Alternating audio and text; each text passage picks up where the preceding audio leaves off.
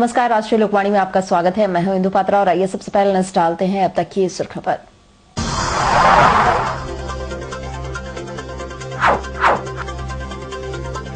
Tata Motors के AGM की हत्या के 24 घंटे बाद भी पुलिस के हाथ नहीं लगा कोई सुराग।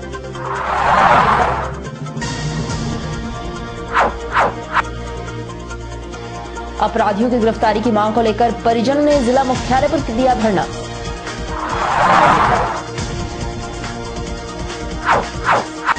और भाजपा वारिणी मंडल के द्वारा आयोजित किया गया विशाल कार्यकर्ता सम्मेलन, विधायक हुए शामिल।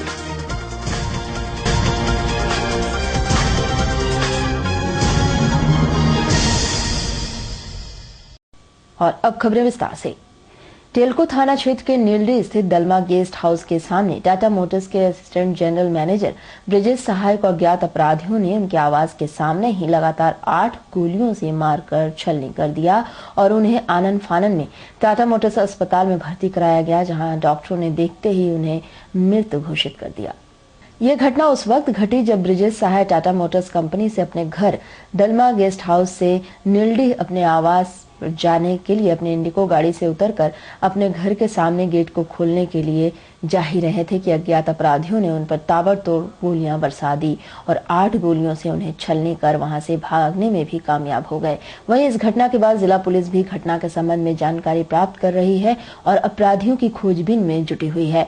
वहीं इस घटना के बाद टाटा मोटर्स अस्पताल में भी सन्नाटा फैल गया है और इस घटना के बाद टाटा मोटर्स कंपनी के यूनियन अध्यक्ष के साथ कई वरीय अधिकारी भी टाटा मोटर्स अस्पताल पहुंचे। वहीं इस घटना के दूसरे दिन बीत जाने पर भी जिला प्रशासन की तरफ से कोई गिरफ्तारी नहीं हो पाई है। इसके मद्देनजर जिला पुलिस कप्तान अमोल वेणुकांत होमकर का कहना है कि घटना के आलोक में 2 अज्ञात अपराधियों पर मामला दर्ज किया गया है और टाटा मोटर्स में मृतक के विभाग के लोगों से भी पूछताछ की जा रही है। साथ ही किसी से दुश्मनी के बिंदुओं पर भी ध्यान दिया जा रहा है। इन्होंने बताया है कि इस घटना के विशेष जांच के लिए अलग से जांच टीम गठित की गई है और उनके द्वारा सभी बिंदुओं पर गंभीरता पूर्वक जांच पड़ताल की जा रही है। साथ ही टेलको थाना द्वारा उनके घर तथा घटनास्थल क्षेत्र में गश्ती की जा रही है। वहीं सूत्रों की माने तो टाटा मोटर्स हॉल के दिनों कंपनी मंदी के बोझ को झेल रही है और कंपनी में अस्थायी कर्मचारियों की छंटनी का विवाद भी सामने आ रहा है। वहीं मृतक के पार्थिव शरीर को जिला प्रशासन के देखरेख में वीडियो रिकॉर्डिंग के साथ पोस्टमार्टम करवाया जा रहा है। देखिए, पुलिस इस घटना को लेकर जांच पड़ताल जारी है। कांड दर्ज किया गया है। 2 अज्ञात अपराध कर्मियों के विरुद्ध हत्या का कांड दर्ज किया गया है और अभी तक जो हम लोगों ने जांच किया है उसमें कई बिंदुओं पर हम लोग जांच कर रहे हैं, जैसे कि टाटा मोटर्स में जो है इनके कार्य का जो विभाग था उससे संबंधित कोई बात है, कोई राइवलरी है या अन्य कोई किसी से दुश्मनी की बात है। इस तरह से सभी बिंदु है जो जिन पर जांच कर रही है। बहुत लोगों से हम लोगों ने पूछताछ किया है। अभी तक कोई क्लियर मोटिव सामने नहीं आया है, लेकिन शीघ्र ही जो है इसका खुलासा हम लोगों के द्वारा किया जाएगा। एक विशेष टीम गठन की गई है जो कई जो इस उनके प्रोफेशन से और अन्य से जुड़े हुए लोग हैं उनसे पूछताछ कर रही है और सिटी एसपी स्वयं कैंप किए हुए हैं और शीघ्र ही हम लोग इसका खुलासा करेंगे।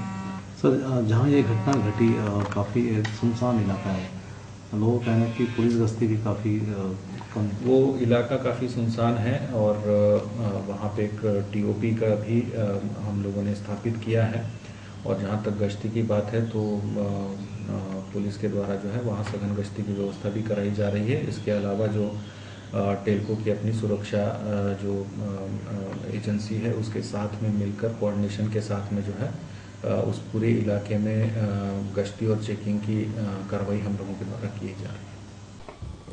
और उधर मानगो 14 नंबर रोड स्थित नूर मंजिल के सामने 2 गुटों में हुए हिंसक झड़प में जख्मी युवक का टाटा मेन अस्पताल में इलाज के क्रम में 23 फरवरी को मौत हो गई। उसकी मौत के बाद मृतक के परिजनों ने आरोपियों की गिरफ्तारी की मांग को लेकर एसपी कार्यालय के सामने धरना पर बैठ गए हैं।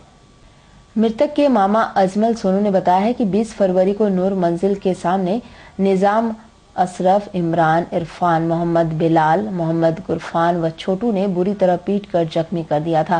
उसकी स्थिति देखकर वे लोग उसे इलाज के लिए टाटा मेन अस्पताल में भर्ती करवाए थे। 23 फरवरी को इलाज के दौरान उसकी मौत हो गई, लेकिन हत्यारों की अभी तक गिरफ्तारी नहीं हो पाई है, जिसके कारण मृतक के परिजन व पड़ोसी हत्यारे की मांग के लिए एसपी कार्यालय के सामने धरना पर बैठ गए और तब तक बैठे रहेंगे जब तक हत्यारों की गिरफ्तारी नहीं हो जाती है।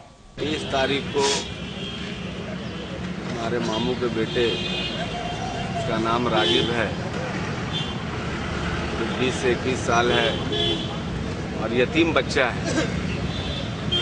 उस निर्दोष रागिब को शाम के 6 बजे करीब रोड नंबर क्रॉस 14 नूर मंजिल जो है उसके पास नूर मंजिल के जो 5-6 परिवार के जो लोग हैं, जिसका नाम निजाम खान उर्फ नूर खान, अशरफ खान, इमरान खान, इरफान खान, मोहम्मद बिलाल, मोहम्मद गुफरान और छोटू जो है, इन लोग इस बेदर्दी से मारा है कि बोला हैवानियत का एक तो बोले हैवानियत, इतना हैवानियत वाला इन लोग काम किया है। वहाँ के लोग बता रहे हैं कि कोई जानवर को भी इस तरह का नहीं पीटता है, पुलिस भी इस तरह का किसी गुनहगार को भी नहीं पीटता है। वो बच्चा बार बार गिर जा रहा था और अपने आप को जब बचाने के लिए उठ रहा था, उसके बाद फिर उसको मारा जा रहा था और जब वो गिर भी गया उसके बाद भी उसको मारा गया और उसी को फिर वहाँ के बस्ती के लोग, हम लोग सब उसको उठा के TMH के लिए लेके आए। 3 दिन जिंदगी और मौत से वो लड़ता रहा और आज उसकी डेथ हो गई। आज हम लोग यहाँ बैठ के परिवार के सारे लोग, बस्तीवासी, हम लोग यही मांग कर रहे हैं कि जब तक जितने भी इसमें 7 अभियुक्त हैं और भी अन्य लोग जो हैं जो उसके साथी थे, जब तक इन लोगों को गिरफ्तार नहीं किया जाता है तब तक हम लोग यहीं बैठे रहेंगे और राकिब की डेड बॉडी को हम लोग नहीं उठाएंगे। कुछ दिन पहले मानगो क्षेत्र में 2 गुटों में झगड़ा हो गया था बच्चों को लेकर। मारपीट के दौरान एक जख्मी हो गया था जिसको TMH में भर्ती कराया गया था, उसकी आज मौत हो गई। उसी को लेकर है कि इनका कहना है, इनके परिवार वालों का कहना है जो इस केस से संबंधित जितने भी अपराधी हैं उनको गिरफ्तार किया जाए। तब गिरफ्तारी हो पाई है किसी की? हाँ, गिरफ्तारी तो हुई है। चलो, किनकी मांग कर रहे हैं और जो बैठे हैं? और जो है बाकी बचे हुए हैं उनकी दिखाया क्राइम किया है, उनकी गिरफ्तारी जल्द। वो कहना है कि जब तक गिरफ्तारी हो तब तक हम लोग नहीं हटेंगे। अभी तो बातचीत चल ही रही है, उसके बाद में देखते हैं, समझाते हैं। और उधर आगामी चुनावों के मद्देनजर सभी राजनीतिक पार्टियां अपने कार्यक्रमों और वितरणिकों में जोर शोर से जुट गई है। इसी के क्रम में भाजपा बारिडी मंडल द्वारा बारिडी हरि मंदिर मैदान में कार्यकर्ता सम्मेलन का आयोजन किया गया। इस दौरान पार्टी के पूर्व विधायक रघुवर दास, जिला पार्षद सह भाजपा कार्यकर्ता राजकुमार श्रीवास्तव तथा कई अन्य नेतागण उपस्थित रहे। इस दौरान श्री सुमन सांडिल के नेतृत्व में सैकड़ों कार्यकर्ताओं ने भाजपा का दामन थामा। इस दौरान पार्टी के सदस्यता ग्रहण किए गए। अमित श्रीवास्तव ने बताया कि देश को एक सशक्त नेतृत्व की जरूरत है और इसके लिए केवल एक ही विकल्प है, श्री नरेंद्र मोदी, और हम सभी उनके हाथों को मजबूत करने के लिए एकजुट हुए हैं। वहीं इन्होंने अरविंद केजरीवाल और आम आदमी पार्टी के बारे में बताते हुए कहा है कि दिल्ली की जनता ने उन्हें मौका दिया पर वे उसमें असफल साबित हुए और अब वे भागे भागे फिर रहे हैं और देश को इन भगोड़ों की नहीं बल्कि विकास पुरुष नरेंद्र मोदी की जरूरत है। देश के लिए आने वाले PM के रूप में उभर के आए हैं। नेतृत्व में सुमन जी के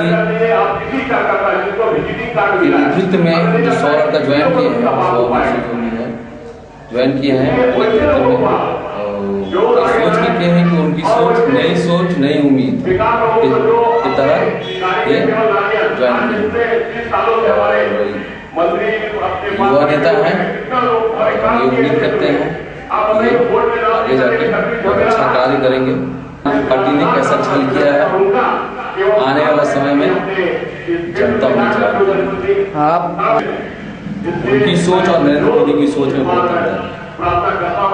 वो महंगाई को देखते हैं नरेंद्र मोदी अभी, गुजरात के विकास को अगर देखा जाए तो नरेंद्र मोदी अभी बहुत फिट करते हैं हमारे पीएम। और उधर झारखंड बंगाली समिति एवं मिलानी के ओर से जमशेदपुर बिष्ट्रपुर स्थित मिलानी हॉल में बंगभाषी महासम्मेलन का आयोजन किया गया। यह सम्मेलन झारखंड बंगाली समिति के 75वें प्रतिष्ठा दिवस के उपलक्ष्य में मनाया गया। इस सम्मेलन में मुख्य अतिथि के रूप में बिहार बंगाली समिति के अध्यक्ष डॉक्टर कैप्टन दिलीप कुमार सिन्हा एवं सुभाष सांस्कृतिक परिषद जमशेदपुर के अध्यक्ष शेखर डे उपस्थित रहे। इस दौरान झारखंड बंगाल समिति के अध्यक्ष सपन दास गुप्ता ने बताया है कि इस कार्यक्रम के मुख्य उद्देश्य ये है कि बंगला भाषा को झारखंड राज्य में द्वितीय राज्य भाषा का दर्जा मिलने के बाद भी शिक्षा, नौकरी आदि क्षेत्रों में बंगला भाषा का अवहेलना का शिकार हो रहा है। इतना ही नहीं, बंगला भाषी स्कूलों में भी बंगला भाषी शिक्षकों की नियुक्ति नहीं हो रही है। वहीं इस कमेटी की सदस्यता पूर्वी चटर्जी ने बताया है कि यह कार्यक्रम एक माध्यम है समाज के लोगों को जोड़ने का और अपने विचारों के आदान प्रदान का। इस तरह के कार्यक्रमों से समाज के भीतर छुपे कुरीतियों को दूर किया जा सकता है और एक सशक्त समाज का गठन किया जा सकता है। झारखंड बंगाली समिति के 75वां वर्षगांठ के उपलक्ष्य में हम लोगों ने कई सारे प्रस्ताव हम लोग रखे हैं और प्रस्ताव पारित किया गई है। और उस पर जैसे आप जानते हैं कि झारखंड में बांग्ला भाषा को द्वितीय राजभाषा का दर्जा तो दी गई है, लेकिन उसका जो रिजल्ट होनी चाहिए था वो अभी तक धरातल पर दिख नहीं रही है। जैसे झारखंड में अभी तक एक बांग्ला अकेडमी का स्थापना नहीं की गई है। झारखंड राज्य में अभी भी बांग्ला स्कूल में हिंदी शिक्षक पढ़ा रहे हैं। झारखंड में कम से कम मध्यम स्तर तक कम से कम बांग्ला पाठ्य पुस्तक होनी चाहिए, जो अभी तक हमारे स्कूल में बच्चों को उपलब्ध नहीं है, जिसके चलते बांग्ला भाषी स्कूल में बच्चों को हिंदी माध्यम में पढ़ने पड़ रहा है। ये बहुत बड़ी दुख की बात है। अभी माइनॉरिटी कमीशन में हमारे कोई प्रतिनिधि नहीं है। हम मांग करते हैं माइनॉरिटी कमीशन में हमारे प्रतिनिधि होने चाहिए।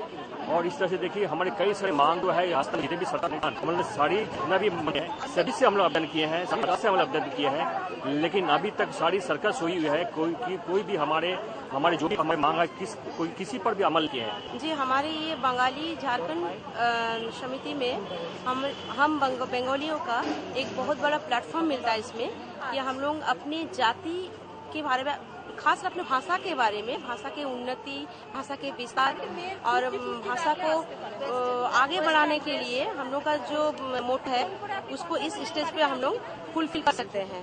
और इसमें हम लोग का डिफरेंट राज्य से आए हुए हैं हमारे अतिथिगण। झारखंड से है, बिहार से है, उड़ीसा से है और कोलकाता से भी है, वेस्ट बंगाल से। तो हम अपना कुछ परिचिति उनको देते हैं, वो अपना कुछ परिचिति हमें देते हैं। इस तरह हम एक मेल बंधन के रूप में इसको सेलिब्रेट करते हैं इस समिति के इस अधिवेशन को। और उधर जमशेदपुर के आशा टेडू एसोसिएशन ऑफ झारखंड की तरफ से ग्रामीण इलाकों के स्कूली बच्चों को आत्मरक्षा के लिए कराटे ट्रेनिंग कैंप का आयोजन किया गया, जिसमें विभिन्न इलाकों के 80 विद्यार्थियों ने भाग लिया। यह ट्रेनिंग कैंप बिष्ट्रपुर स्थित मोदी पार्क में आयोजित किया गया, जिसमें नेशनल आशा टेडू एसोसिएशन के सेक्रेटरी इंद्रजीत पटनायक तथा उत्तम कुमार उपस्थित रहे।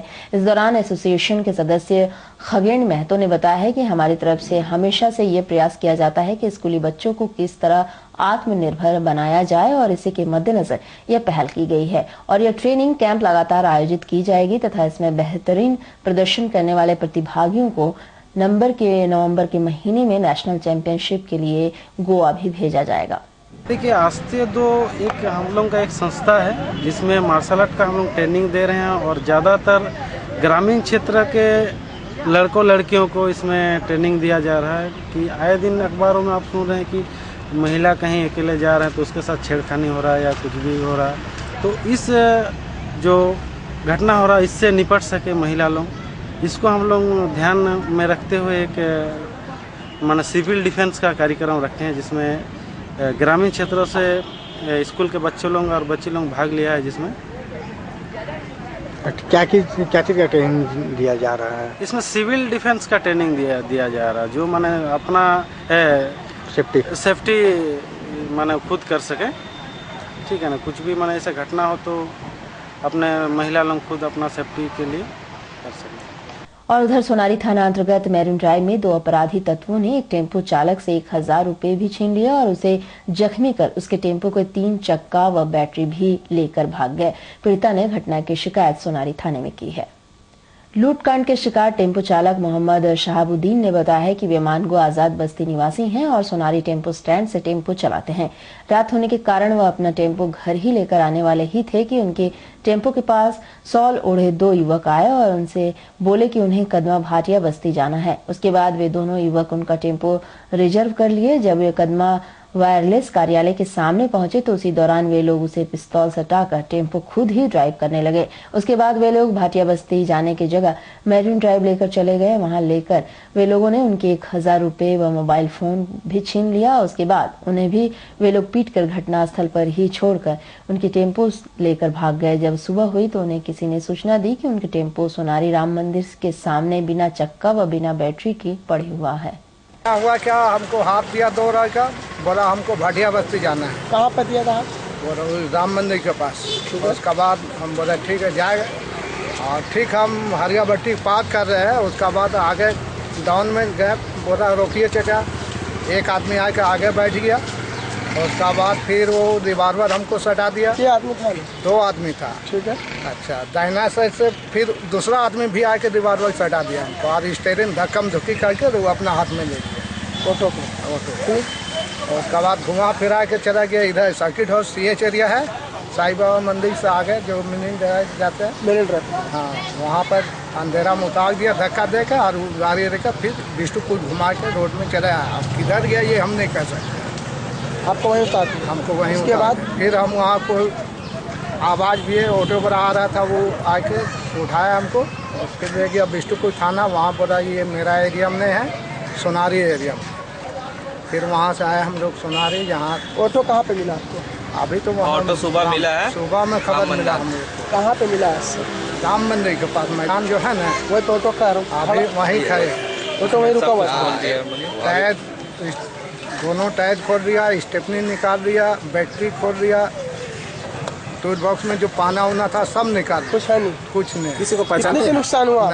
हाँ, कितना का नुकसान है? कम से कम मोबाइल था, पैसा था, सब छीन गए।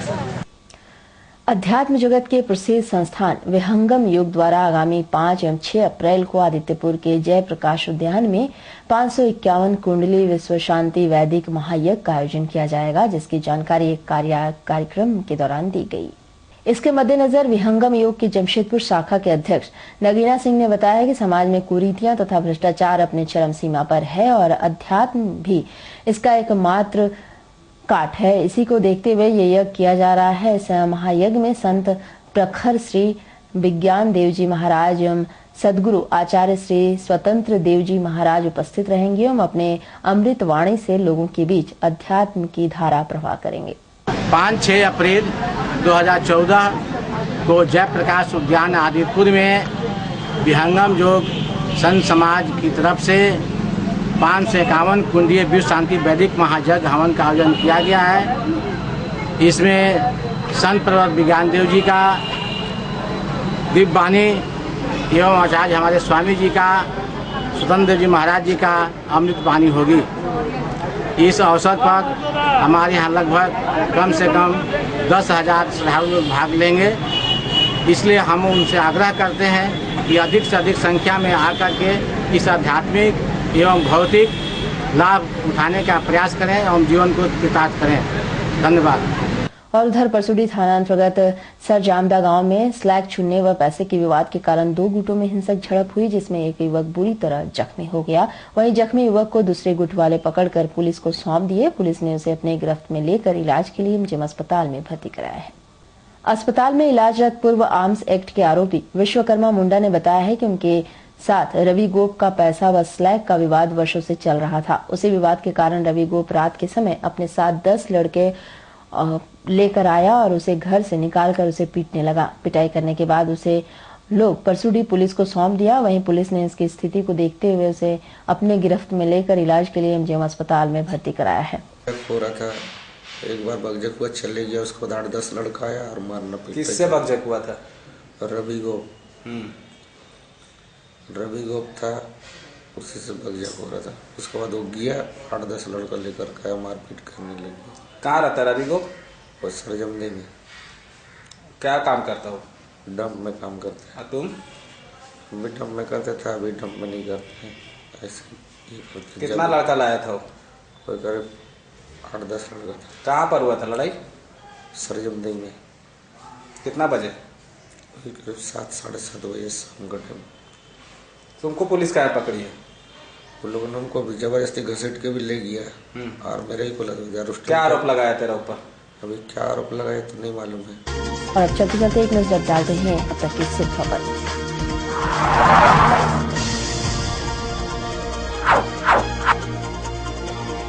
टाटा मोटर्स के एजीएम की हत्या के 24 घंटे बाद भी पुलिस के हाथ नहीं लगा कोई सुराग।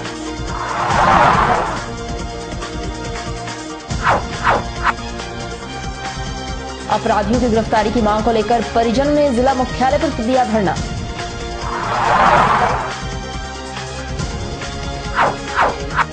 और भाजपा बारिड़ी मंडल के द्वारा आयोजित किया गया विशाल कार्यकर्ता सम्मेलन, विधायक हुए शामिल।